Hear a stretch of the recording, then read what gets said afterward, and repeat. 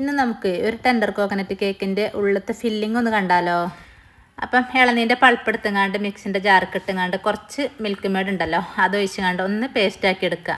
എന്നിട്ട് നമുക്ക് ക്രീം വെച്ച് കൊടുക്കുക, എന്നിട്ട് സ്പഞ്ച് വെച്ച് കൊടുക്കുക, എന്നിട്ട് നമുക്ക് വെറ്റ് ചെയ്യാം.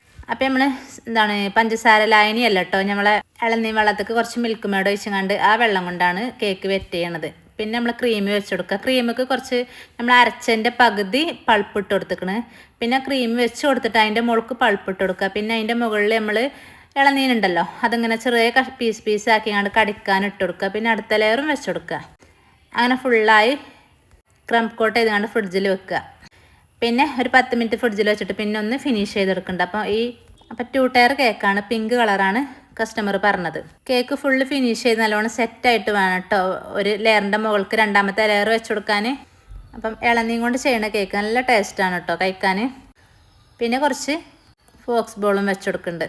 അപ്പോൾ ഇതൊരു ബർത്ത്ഡേ കേക്കാണ് കേട്ടോ. അപ്പോൾ നമ്മുടെ കേക്കിൻ്റെ വർക്ക് ഫിനിഷായി. അപ്പോൾ ഇതാണ് നമ്മുടെ കേക്ക് കേട്ടോ. അപ്പോൾ വീഡിയോ കണ്ടിഷ്ടമായൊന്ന് ലൈക്ക് ചെയ്യണേ. താങ്ക്